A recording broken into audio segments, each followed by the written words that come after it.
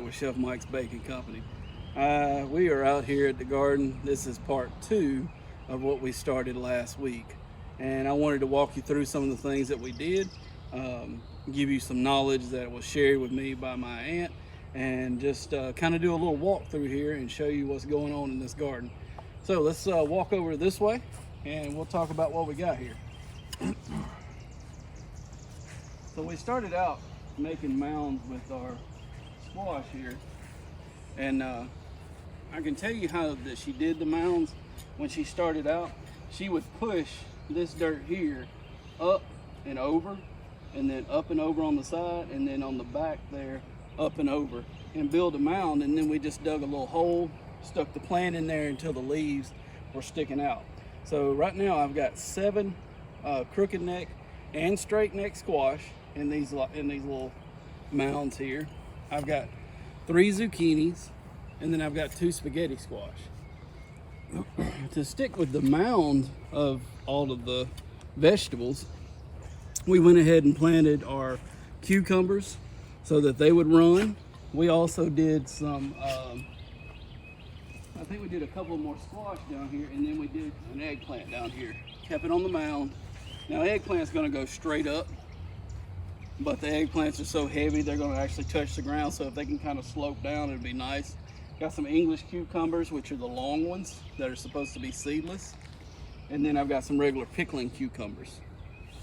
And then on this side over here we did some more cucumbers, again in the mounds. So like I said, when you're doing a mound, you just take the 2 sides and then the back and build it up so that it's actually a heel, and then you put your plant on the inside. Now we put inside of these mounds here, we put Oscoat, which is a protein. We also put eggshells. My aunt actually washed her eggshells and then crushed them up with a blender. And then we put Sevens dust because we had some ants too. So, all right, so let's go down to this second row here. If you look down here, we also did a small mound here, but we went and took a shovel all the way down our line there, and we pushed it over to the side so that we could make a little mound.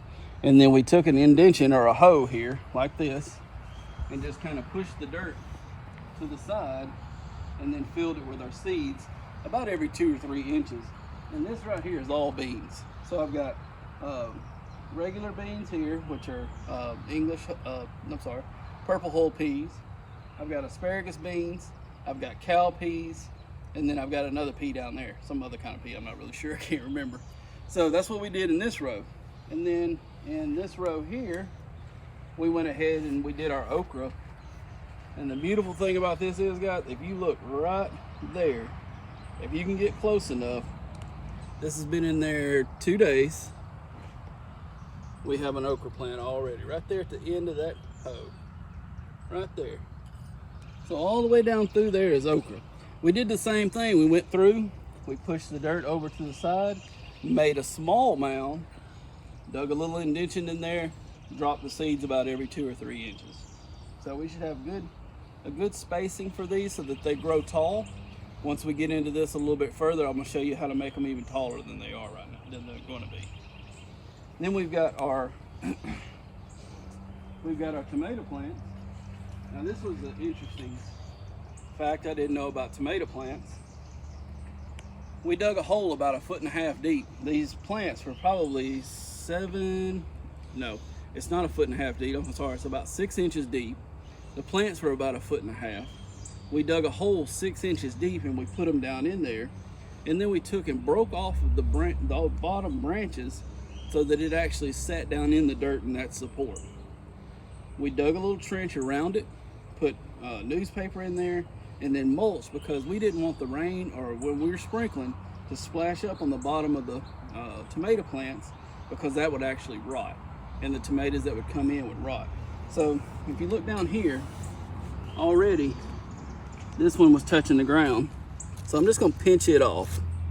It's not gonna hurt the plant, it's not gonna kill it. We're just gonna pinch a little bit of stuff off. You can see the dirt, but this will help the plant grow and keep it from getting tomato rot. So I'm carrying this hoe because I've been taking and just kind of digging up little little grass bits here and there. You know, you don't want these weeds in your garden. Just kind of throw them to the side. So what we have here is a celebrity tomato. We've got a beefsteak, another beefsteak. They're both heirloom varieties. I have I had two Durban Farms, but one of them passed on me. That one didn't make it, so we're gonna put something else there. I got two Brandywines, and then I've got some black Cream tomatoes. But see, even in the garden, when you're doing this and you're walking through your garden, always look, because see, right here again, we're at the same place. We got a bad tomato leaf. Just gonna pinch this one off and just throw it to the side. That way when the water gets to it, it'll actually help with the growth. We'll pull this little, there we go, so that it stands up straight. As these get a little bit older, the branches will hold themselves. And we'll do some other things so that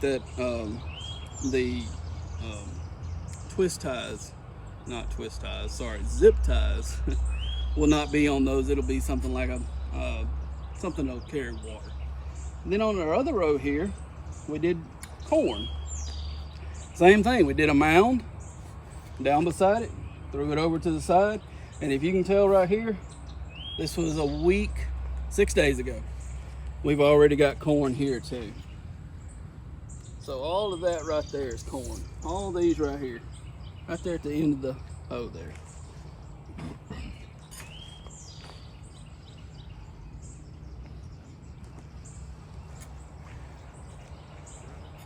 Putting all these plants in, we did the same thing for pretty much everything. We did the Osmo Coat.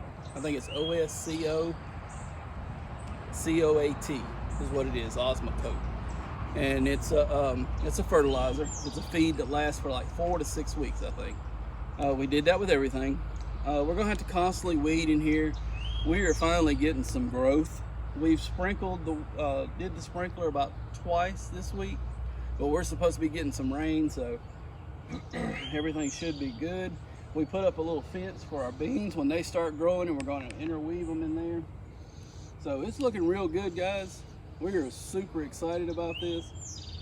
There is a lot of growth already. These plants, when they went in, were smaller, and we can actually see them from our window, which is way down there. When we put them in, we couldn't see them. We've done a lot of clearing off. We've actually got a fig tree also.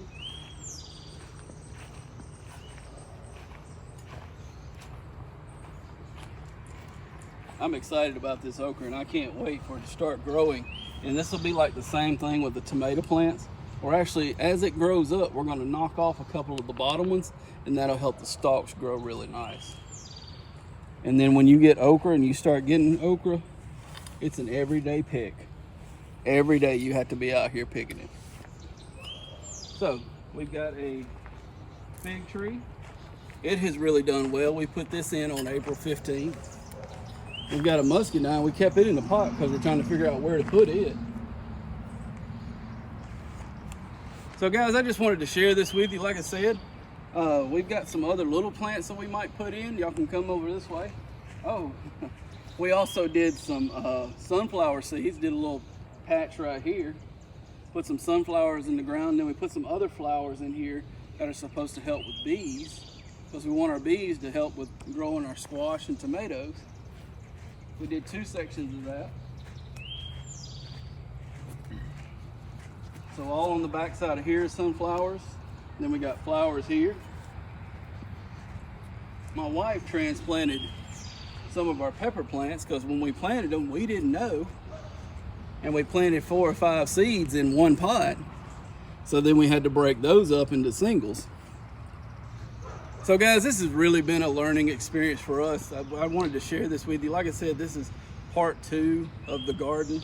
We're just getting started. We're just touching just little bits of it, just so that we can understand how to grow things. This has been so exciting for us, and we have learned so much in the past 2 weeks on how to do these things. And just this process right here has taken a month and a half for my wife to transplant them over. So next year, and I hope to be able to share this with you too, is when we get finished with our garden, We're going to transfer all of the vegetables that we get, can them, preserve them, freeze them, do all of that, because we're looking to be self-sufficient. So we're going to take the seeds out of things, you'll dehydrate them, freeze them, and you can use them for next year. So like I said, we wanted to share this with you. This is just one part. And as we get further along, I want to show you the vegetables that we get off of it, how we go about taking care of the plants, weeding the garden, and we're going to constantly keep this thing in our hands when we walk out here, I promise. Because there's a lot of weeds out here, a lot of mosquitoes, so we're going to, it's going to be a fun adventure. So come along and join us. My name's Chef Mike. This is Chef Mike's Baking Company, and I hope to see you next time for part 3 of our garden scene.